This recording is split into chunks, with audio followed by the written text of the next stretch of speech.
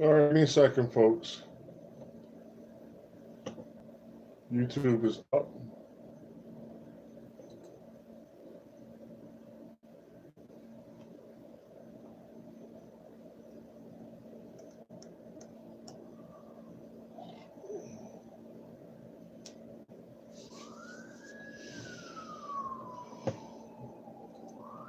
All right, Facebook is up. Okay, YouTube and Facebook is up. Let me get my page together here. Wow. Facebook.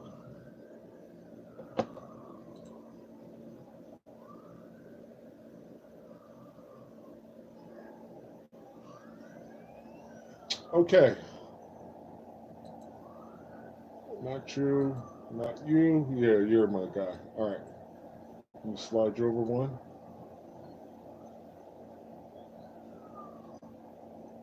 Okay. Well, what are you doing?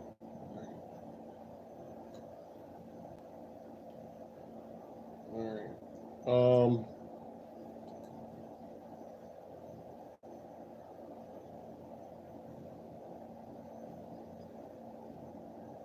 Boom. Okay. My FedEx package has finally arrived. I had a package, and I know the COVID thing is going on and everything, and so it was supposed to be delivered at the 14th, on the 14th, and it just got here today. So, all right, good job, FedEx. Okay, back to business, ladies and gentlemen. I'm Kino with STEMwithKino.com, and today I'd like to welcome you to the Aviation Selection Test Battery Weekly. This is the channel for people that are preparing for the Aviation Selection Test Battery and the Officer Aptitude Rating. Let me just see how I'm going. Okay, so let me just, for my Facebook people, put myself in here a little bit more. I really, like, I guess with YouTube, you got a better perspective, but really at the end of the day, you really just need to see the board when I'm executing the problems. But hey, Facebook, YouTube, for some reason, I have a wider angle or whatever from that camera. Stacy, I see you checked in. Jonathan, checked in. Good to see you guys.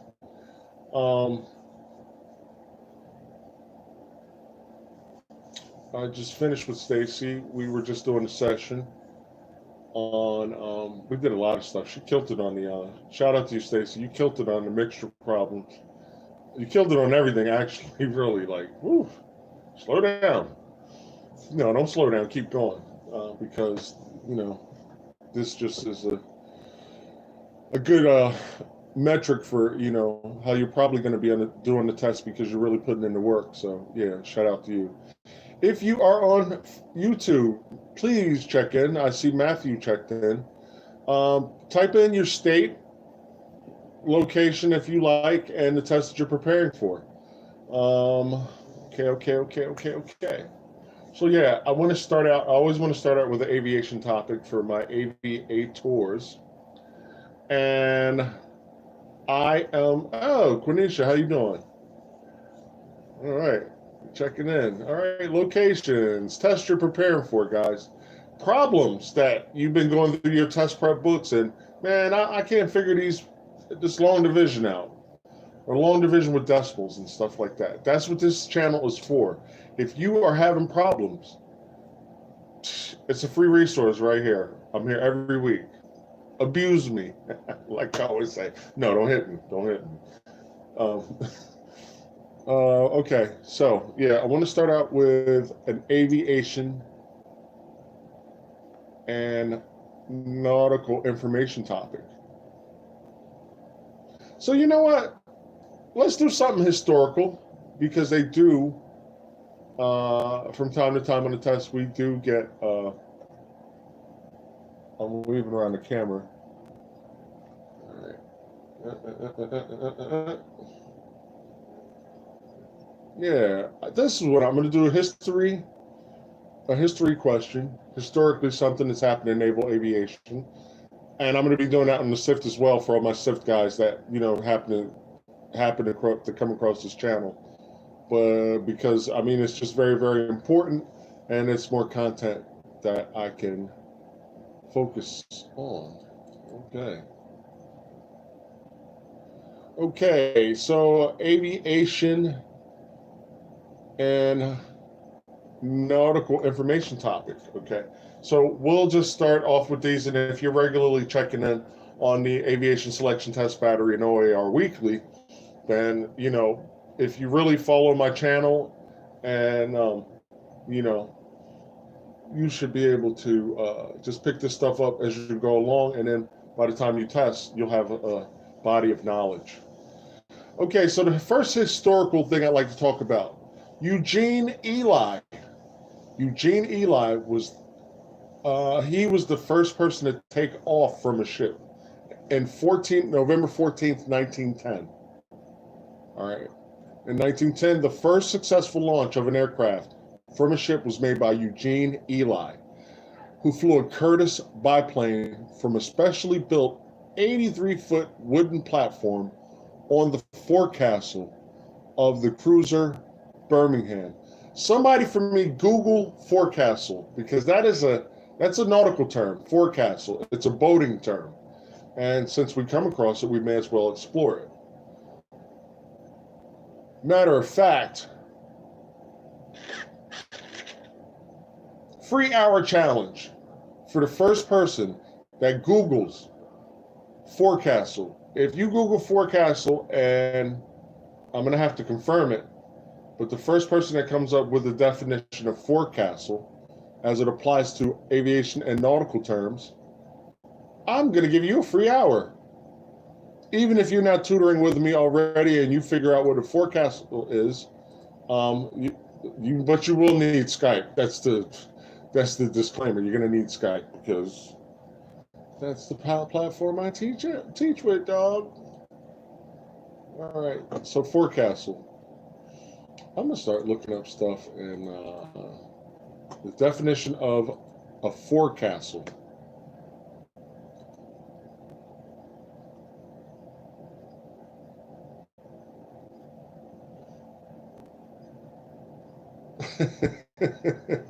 Y'all can't play with Austin. Austin, I think he got it. Okay, so first off, let me give you the historical photograph. And Darren, if you're on YouTube, I'm looking.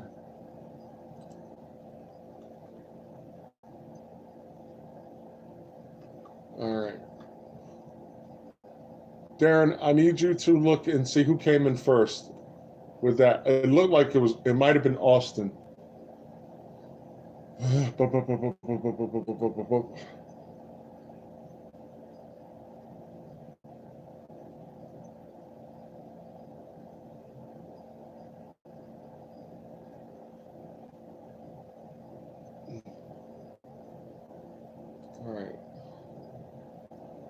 All right, y'all.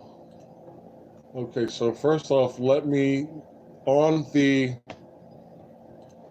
Facebook post page, you guys are going to see Eugene Ely. And that's actually a really cool idea. I just thought of it.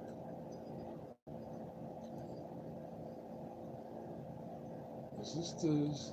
No, it was not. There we go.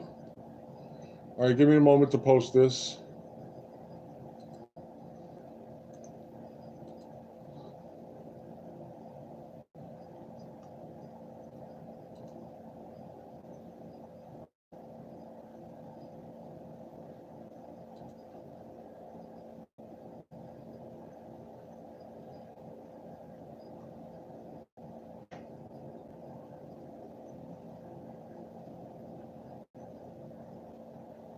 Okay, so yeah.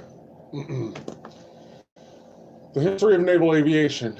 The Navy's interest in airplanes as a naval weapon dates back to 1898. Several Navy officers became members of an inter-service board. The job was to observe and investigate the military possibilities of the new flying machine.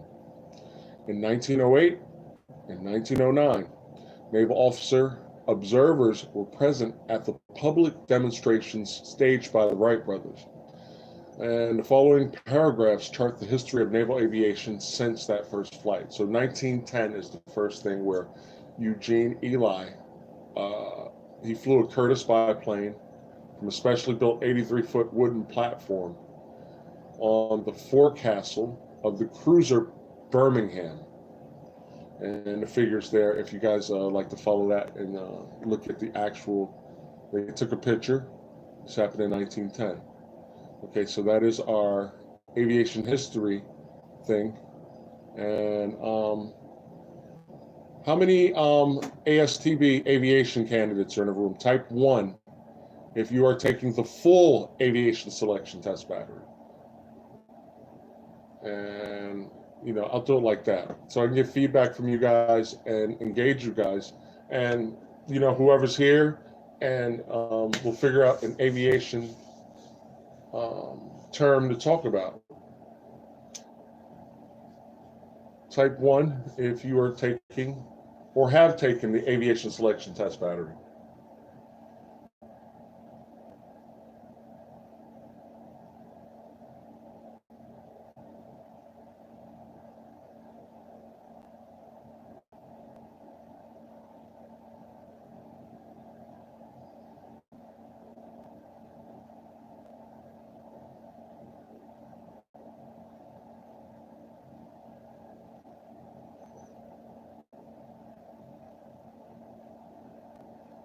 Okay. And what aviation term would you like to talk about? Quanisha, what is an aviation term that you want to talk about that you don't understand?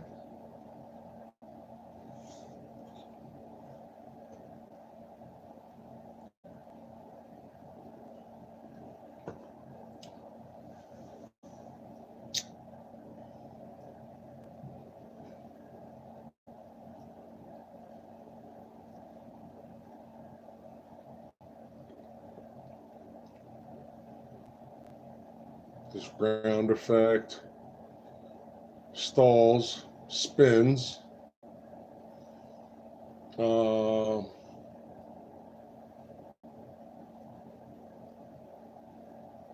induced drag, or induced drag and parasite drag. There's a lot of terms. Navigation, engines, the atmosphere.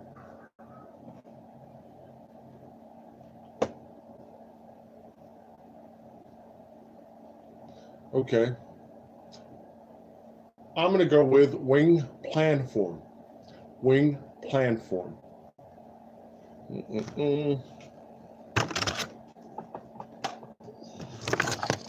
My desk is messy, guys. That's what I found my aircraft. Okay, so spoilers and the trim system. All right. The trim system, I'm actually going to do, there's actually a video on that, and I will drop that in the link on this certain live stream. I'll drop that trim video in the link. But we will talk about spoilers. But I started leading in talking about wing planform, Planform. The planform is the shape of the wings, the wing design as viewed from the top. All right, so we can see this aircraft, and we can see that this is what we call a delta wing shape, guys. This is a delta wing shape. It's kind of rectangular, and this particular aircraft is built for high speed. Okay, so when we build wings on airplanes, we just say, okay, yeah, just get those sets of wings over there. No, it's not done like that. The wings are actually designed to accommodate a mission. All right, we just don't put delta wings on any type of aircraft. Like say like a training aircraft like a Cessna 172. All right, we wouldn't put delta wings on there because the Cessna is not even going to produce enough thrust or obtain enough speed in order to be in that what we call a speed regime. Okay, you have subsonic speeds, transonic speeds, and you have supersonic speeds. All right. So if you're going to be at subsonic speeds, you're going to have, as viewed from above, you're going to have a, and let me get some nice images because you guys know I love my images. Wing wing planforms. These pictures should match. Oh, you ain't supposed to be talking. She's like, these pictures should match. Okay, so the joined wing, we're not going to do that. All right, I don't like that image. So it's kind of like the shape of the wing as it sticks out. Oh, this is really nice. This is a really nice graphic. Okay, so, well, I got it. That looks like an F-16. Cool. All right. So if you guys follow the Facebook posts, you will see some wing planforms. Let me give credit to who credit is due. Abbott Aerospace, SEZC Ltd. I don't know what that means, but I gave you guys your credit. Well, nobody coming after me to you didn't give us credit for our image. But yes, I did. Clearly mentioned in the video with witnesses. What they say, you gotta have receipts now. I got receipts. Okay, so that is posted. And let me refresh. And then after this, we will get into some math stuff. There was a very interesting question. Me and some buddies of mine we found today.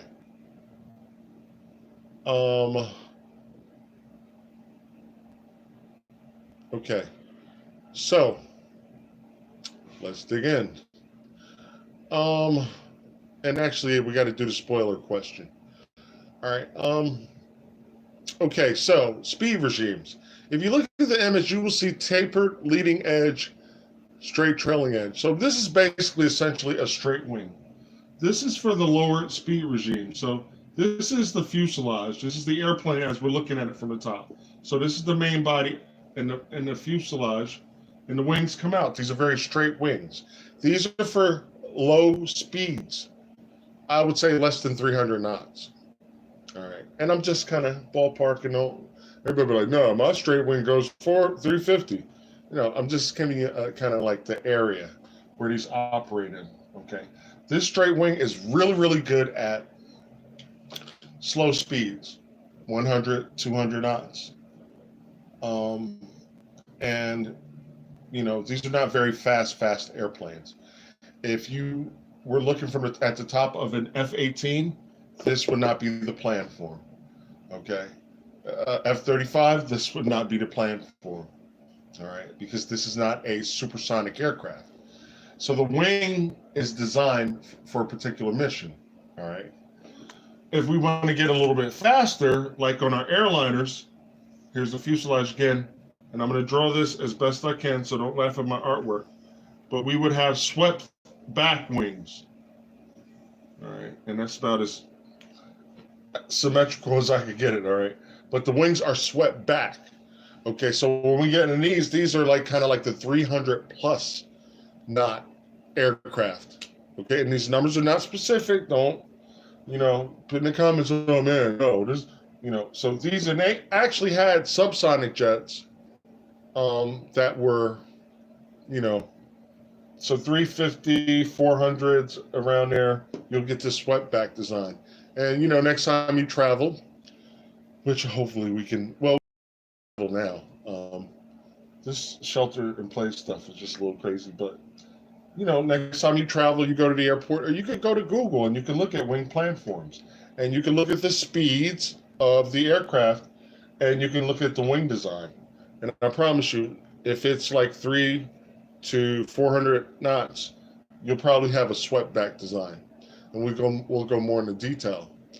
Now, um, then you can have a delta wing shape. All right. Sometimes a delta wing looks like this. Here's our fuselage, and it'll be like a very rectangular shaped uh, situation going on. These are like the supersonic aircraft. Like our F-15 is delta wing shaped. F-18 is kind of like a mixture. It's kind of like a hybrid. So you can have like a swept-back delta type thing going on. The F-16 is swept back. That is definitely a supersonic jet. So, sometimes it's a mixture, kind of delta wingish and swept back too. All right. Quanisha asked about spoilers. Spoilers destroy or spoil lift. That's what spoilers do. If you ever go traveling, and like, all right, say like in a 737, which is the aircraft I'm most familiar with, the Boeing 737.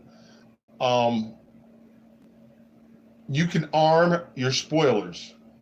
Now, your spoilers, actually, you have in-flight spoilers. Like if I'm making a right turn, like we're looking at our airplane from the rear, and I want to execute a right turn.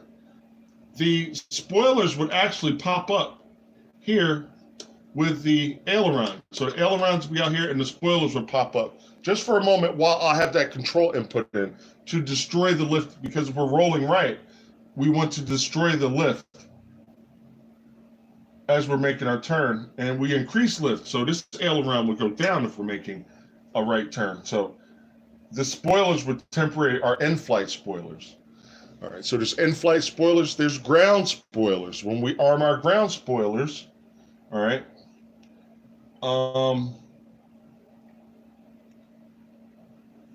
we're coming in for a landing.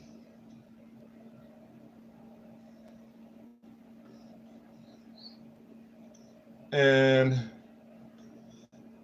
when the gears are compressed, there's a sensor on there on the landing gear. When they're compressed, then these spoilers will just they'll pop out.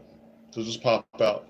And I'll actually do a video on that, on ground spoilers. So that's an awesome video thing to do. So yeah, ground spoilers. So you have in-flight spoilers that they will assist you in turning the aircraft. And then you have ground spoilers. They basically despoil or they destroy the lift. How's that happen? I'm glad you asked. Well, laminar airflow is diminished. Okay, so think about something. Your driver's license, well, they're different now, but back in the old days, I'm telling them my age, they were laminated.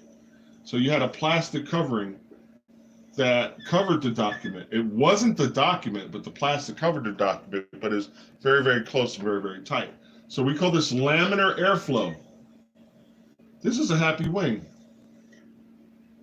You have the airflow on the top, airflow on the bottom. You have negative pressure on the top, positive pressure on the bottom. Quanisha and I, we talked about that earlier. I think we were talking about Bernoulli's principle. But at any rate, this is perfect. This is a happy wing. Now, when we touch down and we don't need the lift anymore because we're trying to land, then what happens? This is supposed to be our same wing. These spoilers or ground spoilers deploy. So then we don't have that laminar airflow anymore. Okay, so when this laminar airflow is happening and the airflow is flowing over the wings, we're producing a lot of lift. But when that spoiler pops out, like when we come in for a landing, we arm the spoilers, the landing gear mechanism compresses, hits a button, and then the ground spoilers just boop, pop up, destroy the lift, because we're not flying anymore. Our purpose is to land. So, Quanisha, hit the 1 if you understood what I just discussed about in-flight and ground spoilers. I'll wait about 30 seconds. I know there's a delay. And if you have any further questions, you can just put them in the comments. All right, now, question of the week. This actually took us in like kind of different directions, and this is why I say with word problems, line by line, I see you, Quenisha, line by line and diagram, you must read. Okay, line by line, there's no getting around it. And the thing is if you just take time out, it'll be a skill. You'll be quicker at it. Like I run through word problems in roughly about 60 seconds. Okay, and I got receipts. Darren can confirm it, but it takes practice. You got to practice, and I'm no smarter than you guys. I just do a lot of math. I just do a lot of math. So it's like, nah. Practice makes perfect, and repetition is the mother of all learning. All right, so let me just check and make sure there's no floating comments. All right, yeah, so yeah, that free hour goes to Austin. I'll take, well, you said the bow of the ship, then the front of the ship. But no, I'm still gonna give you the hour, but just be careful because sometimes you get a little quick on the trigger, and it's okay. We all have, but you got to just boom, relax. All right. So really, guys, think about your answers because, like, okay, in the future when I do like the little contest, the free hour contest, you can only get one response, just one response. Just to make it fair for everybody. Okay, so our question.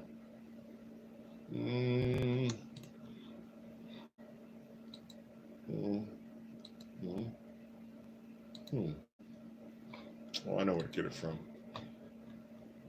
Because Darren and Stacy, now we just got finished examining this question. Okay, I have the question.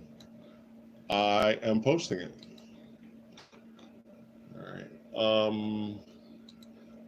If you're on YouTube, you can't see the image,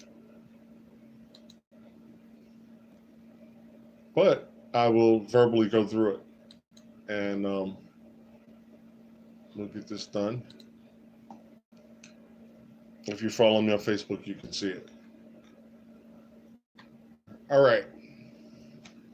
So yeah, this was very, very important. This is the reason why we use the phrase line by line and diagram. I will read it.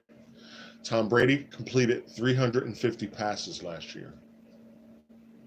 He completed 70% of his passes.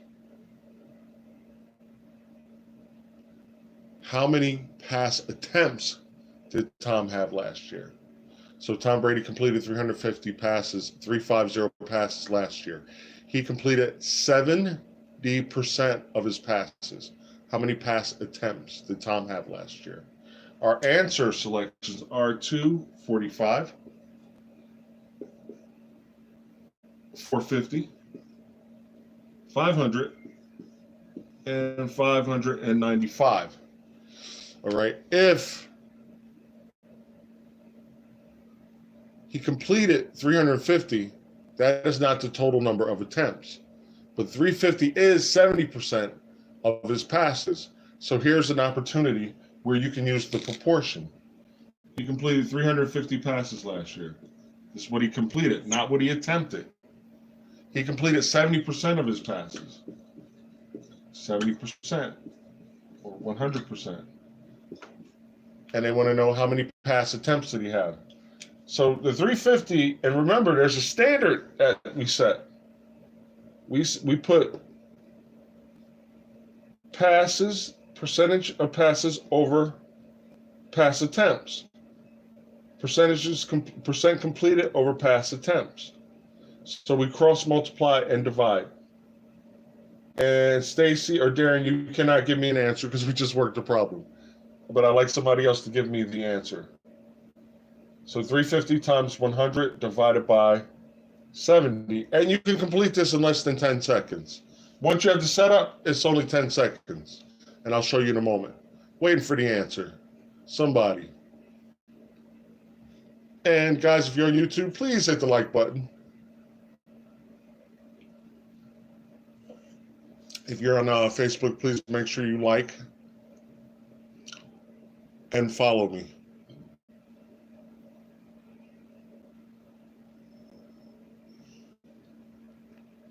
Looking for 2 more responses, if I can get them.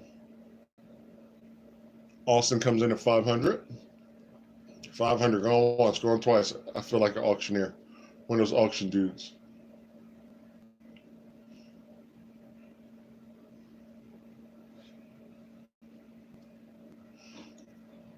While we're waiting for the answers, anybody new here this week?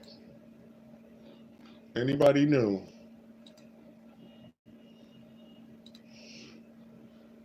And STEM with Kino news. I am actually, this coming week, I will be doing a live stream for AFOQT.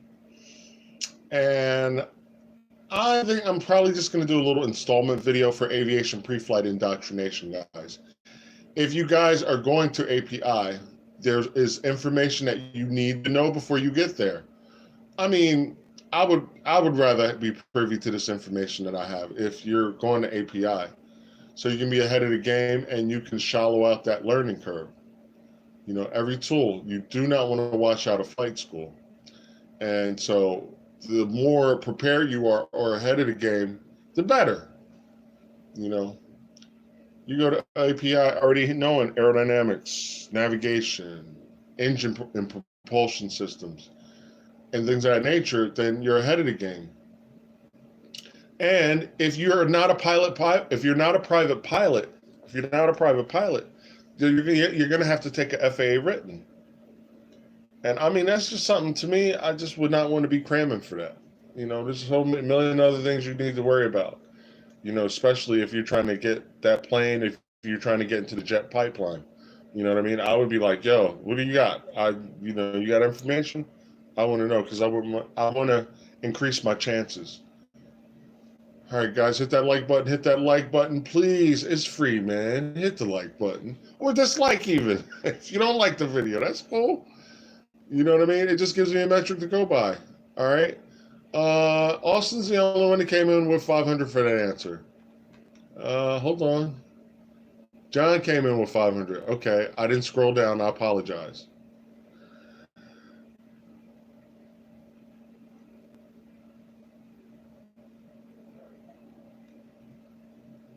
In 23 minutes. Wow. I don't know how. Oh, shoot. All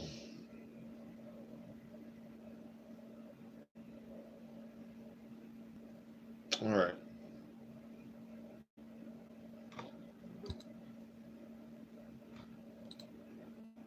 Okay. Jonathan, I totally did not see your forecastle message here. I wasn't scrolled down. This is a new Facebook from the producer side. What I'm looking at, I didn't scroll down.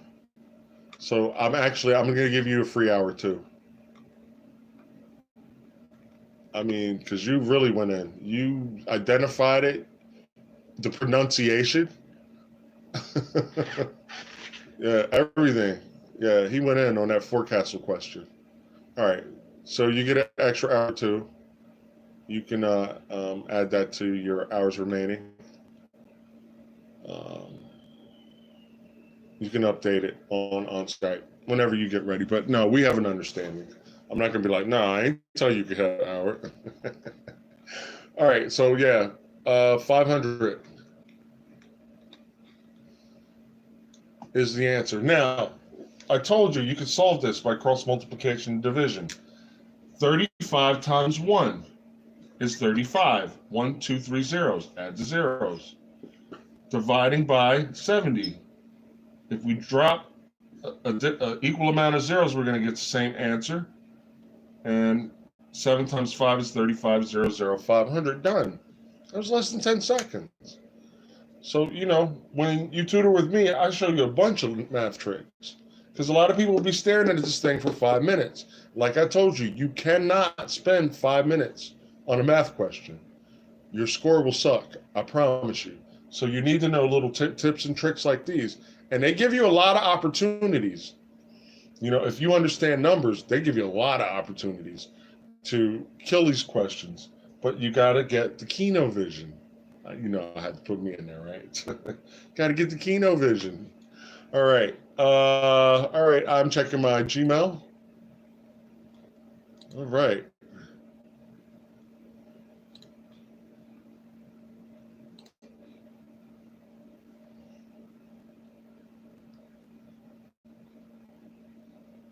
Mm,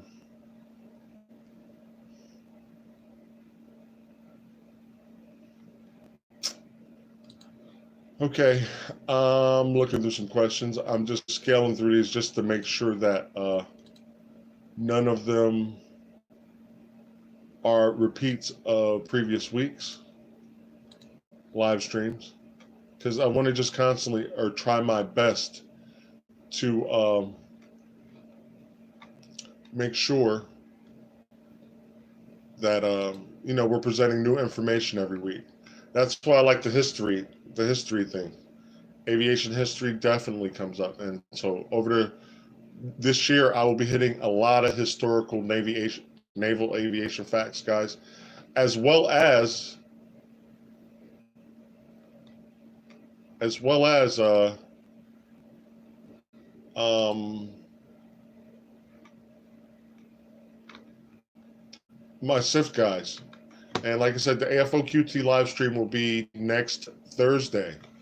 I haven't figured out the time yet, and I guess I better do it now. But if you guys are following me, when I announce it, I'll probably announce it on the SIF day, but it'll probably be Thursday, maybe 5 o'clock. Yeah, let's say Thursday, 5 o'clock is the Air Force officer qualification test. So for all my AFOQT guys, uh, and then API. I think I might just do an installment. But if I get reception and people are like really like, okay, we like this, and people are showing up, my aviation candidates, then you know I'll keep it going. But if not, it'll probably just be an installment. All right, all right, all right. So I start the yapping and bang. And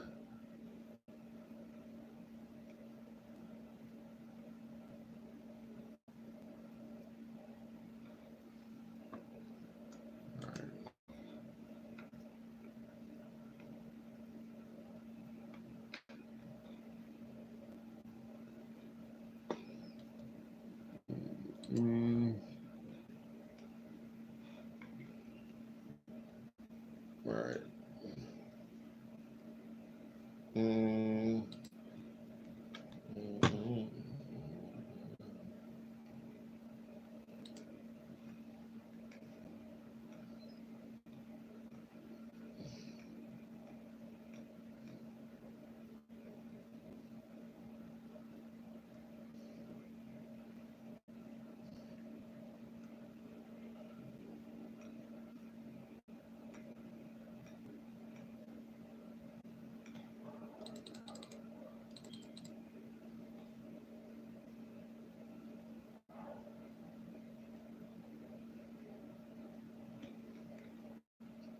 okay.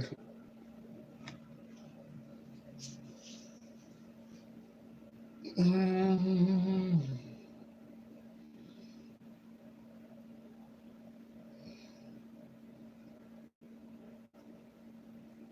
another one. We'll start doing some T6 fun facts. The T6 is the first aircraft you will see in primary when you complete your flight training. And we're going to do a fun fact every week with that too.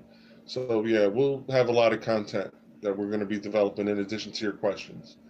And these are just kind of like fillers if you guys do not have any questions, because all my guys are pretty sharp guys. So, all right. So, we will talk about the T6B aircraft. Now, one fun fact is, does anybody know what was the aircraft corporation that built this training aircraft? And it's for the Navy, Marine Corps, Coast Guard, and the Air Force. They decided on one primary training aircraft, and that is one. So you could see one with U.S. Navy markings, or you can see them with United States Air Force markings, or skins. Some people call them skins. All right, so it's just different paint or color schemes. And if you guys don't know, it is by the Hawker Beechcraft Corporation. They're based out of Wichita, Kansas. All right, so that is a fun fact for the and the nickname, the Texan. All right, so the T6 Texan is the nickname. Every military aircraft, even the T-37, that was called the Tweet, the T-38, and the prefix T with that aircraft designates it as a training aircraft. So the T-34 was the Mentor. The T-6 is the Texan. The T-37 was the Tweet. The T-38 was the Talon. All right, that was used to get guys ready for supersonic flight. Guys that are going to be flying the swept wing or delta wing planform. We got our word in today. Plan aircraft. So, all right. And I think probably what I'll be doing is I will be kind of coming up with some type of prize type thing when I come up with like a quiz. It'll probably be like 3 questions or something like that. All right, Darren, where you at, man, with the questions? You usually drop one in on me now, like, yeah, Kino, what's this?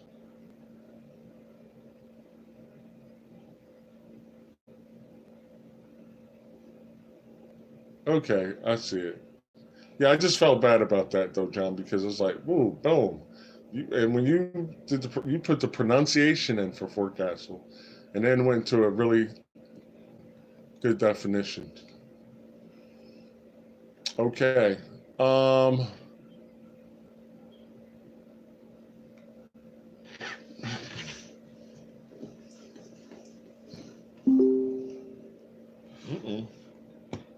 Something came in.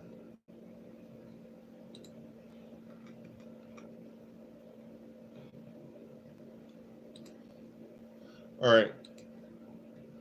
How many people know the square root of 250? And you can put numbers, root, whatever. And we'll do the square root of 150, a to the 4th, b squared.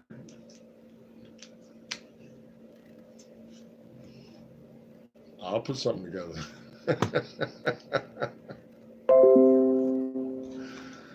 Congratulations, you may have just won our $1,000 drawing. That's some advertisement crap. Sorry. And you can put, blah, root, blah. Like for instance, if it was the square root of 125, you could put 5 root 5 in there for your answer.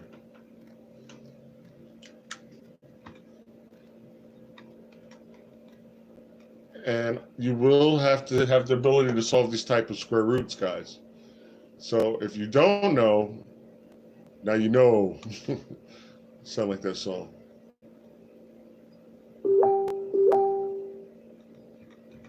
All right, somebody is just chiming away.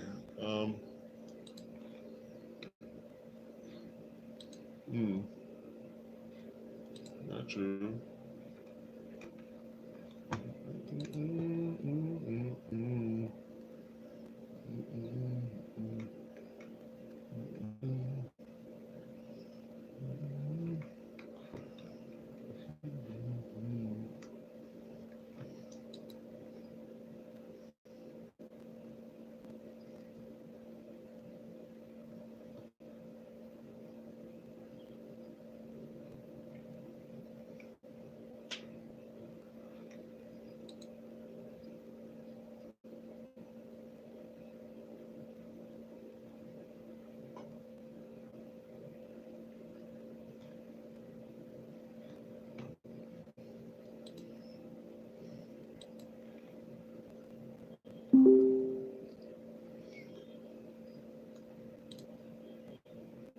Okay.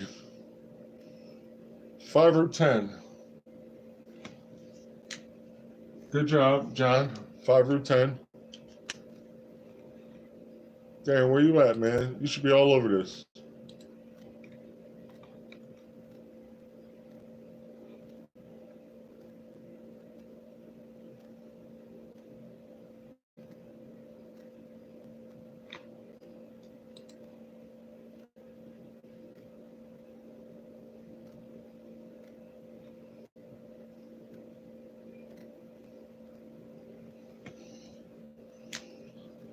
Okay, this is going to be 5 root 6 with the number side of things. But we got to work out the variables. So this is going to be 5a squared b root 6, sorry, root 6. That's where b comes out page 2. All right. So yeah, you're going to have to be able to do this type of square roots. And you want to run through them. These are like gimmies. These are like really, really easy. And square root 150, 84, 5a squared b root 6. Yeah, Jonathan's a beast, man. He's all over it. Ooh. All right.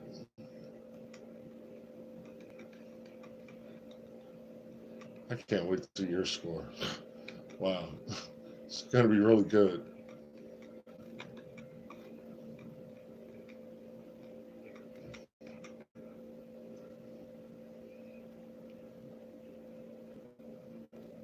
How much oxygen is in the composition of the atmosphere? How much oxygen is in the composition of the atmosphere?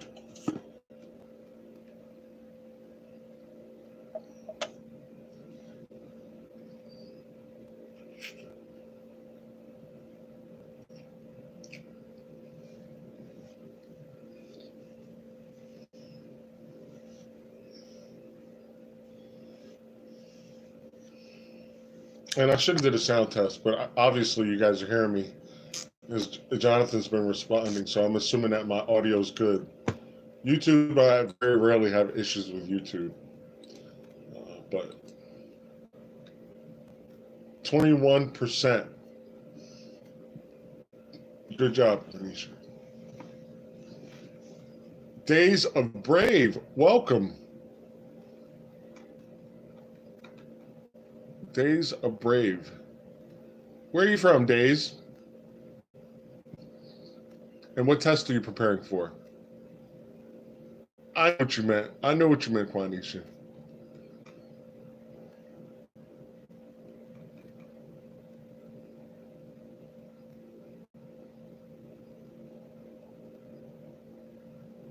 And good job, Days of Brave. That is definitely the answer. Arizona, OAR, good job, good job. Cool, cool. Well, welcome to the channel. I'm here every week. Bring your test prep book, bring your questions. If you follow me on Facebook, you can actually post your questions on the post page and I can solve them like that. What is your biggest challenge, do you think? Have you taken it yet? This is your first time taking it? You know, just out of curiosity.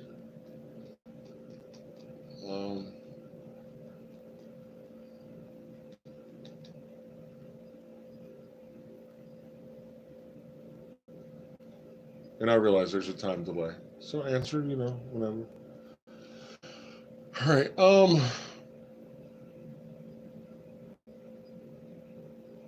Okay, we have 5 minutes left, guys. Any questions? Anything you guys want me to talk about? And guys, bring questions.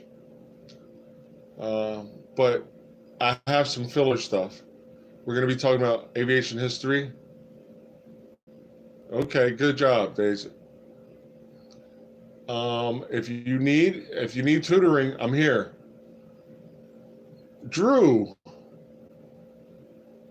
Prothero, how do you know if it's harder to score? Okay, do you know if it's harder to score pilot position in the Air Force or the Navy? You know what? honestly, like I'll tell you, okay, my path was ROTC, Air Force ROTC. So it's kind of different because, like, my degree or my bachelor's I was pursuing at that time was in aeronautical science. So it just made sense. Okay, and in the aeronautical science program, when I graduated, I had a commercial pilot's license, multi-engine commercial pilot license. I had an instructor rating. I was a CFI, what you call a CFI. So the Air Force like, well, okay, we got this kid. His degree's in aviation. This is what he wants to do. So they know that I'm trainable. You know what I mean? Like, okay, well, he's got a pilot's license, so we don't have to really go really in depth, and he's probably going to solo before everybody, or most people, maybe, because you have to learn the military way of doing things. Okay.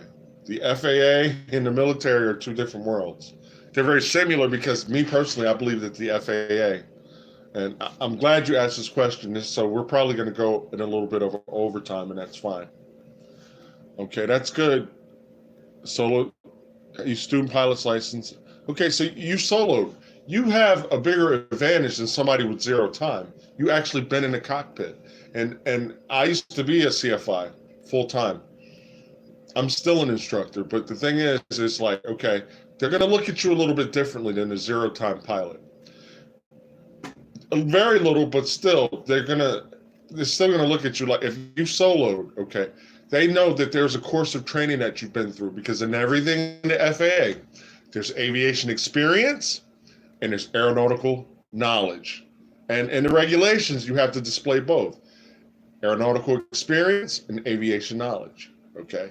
So aviation experience, you got to do so many takeoffs and landings. For solo, you got to go through certain maneuvers, like you go through your stalls, your steep turns, emergency procedures. Your instructor has to know you can do that because on the flip side of your student pilot certificate is a medical certificate. So I should have said on the flip side of your medical certificate is your student pilot's license. So that's where we endorse you. We endorse that. Okay, and we also endorse your logbook, right? And we'll say, okay, well, you're all right to solo at this airport, which means you can fly by yourself. So then you check in, you go get the plane, and you solo. So yeah, I would definitely look at you differently. It means that you're taking steps. But if you get people that aren't pilots and they do really, really good on the aviation sections, that's not going to be a good look. I mean, you have to do awesome if you're low time or zero time pilot on the aviation sections. You got to do awesome. Now, if you're a pilot already, then they're kind of like, okay, this guy flies already. How many hours you got? Oh, I got 100, 200 hours or whatever. They're going to, boom. Okay. Is that your pilot nav score? Okay. Yeah. Okay. All right. All right. All right. And the practice AFOQTs are not the real thing. Um, and that's what's unique about my training program. I've been preparing people for these exams over 10 years. Everybody that's taken this exam over 10 years has done a debrief with me. So they gave me eyes-on information on the test. Eyes on. Oh yeah, I saw exponents. I saw square roots with variables. I saw, you know, um, just distance rate and time problems, whatever they saw. So, I pretty much have a very, very big head start on a lot of people because this test prep thing wasn't a thing years ago. I think it really just blew up. I've always been helping people with the test, but this thing really just blew up like, a couple, like 4 or 5, maybe 6 years ago. Because I used to just help people out. I'd be teaching at the airport and people come up, hey, yeah, that's the guy. He's a pilot and he helps guys, get into the military. I'm like, no, I don't help guys get to the military. I just help you with the test. You know what I'm saying? The recruiter helps you get into the military. So, yeah, I hope that helped. But Days of Brave, thank you for coming to my channel. Please hit the like button and subscribe, because there's some things that some really nice, cool things coming up, whether you're OAR, AFOQT, or SIFT. Um, and I'm telling you, most people are not prepared for this test. Um, and if anybody in the comment section wants to comment on that, I'm telling you, most people are not prepared for this test. It doesn't have to be me. Like I say that every week, I get enough work. You know what I'm saying? I get enough work. But find somebody that specializes in this test. And if you want to be a pilot, make sure that they're a pilot. A couple weeks ago, I had a new client that came on board. The person that they were with was charging double what I charged, and they weren't pilots.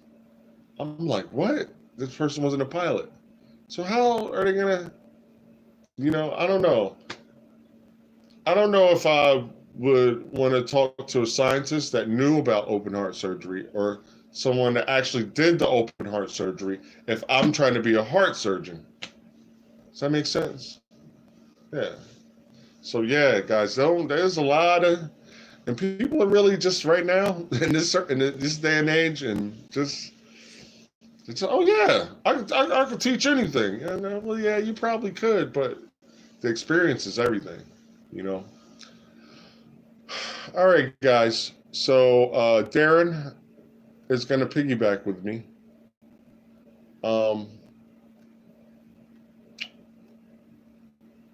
I'm new at this. Well, not new at this, but I know the information.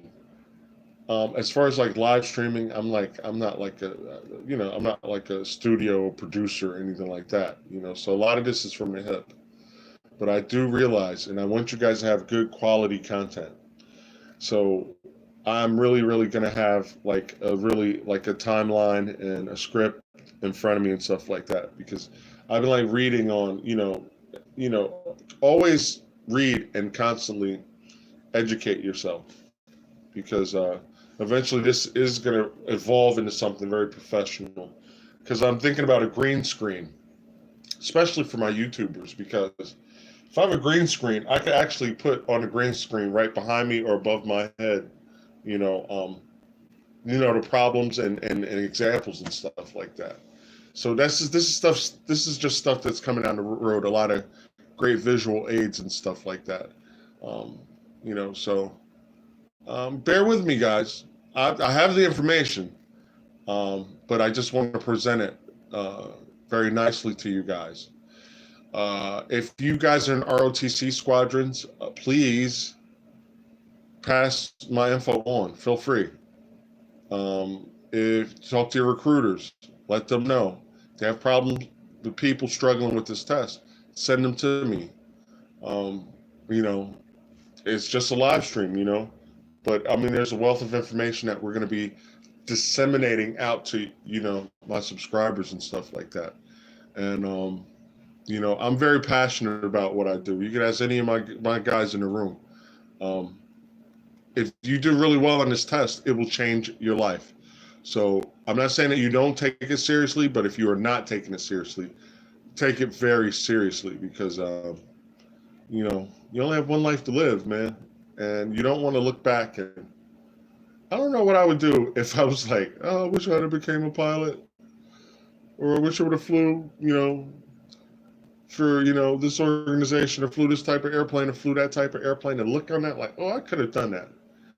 That would suck. So follow your dreams. And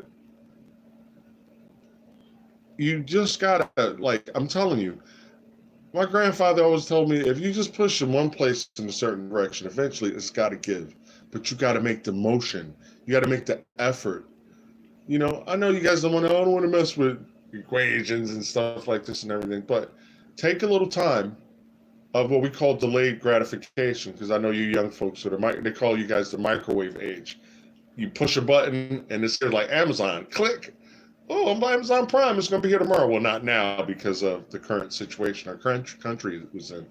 But, Rome was not built in a day. And you're gonna run into some snags here and there. But just keep pushing. You know what I'm saying? Because when you look at my timeline and look at my videos, and you see some of my people that I've worked with, man, like they're happy. You know, they put in the work and it was worth it. And they look back like, man, remember when I was tutoring with that crazy old dude? And look where they are now. You know, so guys, do not give up. Don't give up. I'm telling you, you'll be sorry. So that's all I have, guys. I have somebody waiting. And Grant, you're going to be piggybacking with me. So let me get on over, guys. I'm Kino with STEMwithKino.com. Please like, share, follow, tell your recruiters, tell your fellow squad members if you guys are in ROTC or if you're in officer training school, we're preparing to go. I'm Kino with STEMwithKino.com. Feel free to send me a message at KIENOTHOMAS@gmail.com. It's just my first name and last name in lowercase letters at gmail.com. And again, guys, Days of Brave, thank you. I hope to see you again in the future. And bring questions. Drew, you too. All right. I'm a pretty easygoing guy. So whatever questions you have, I'll be more than happy to answer. All right. See y'all later. YouTube. Peace out.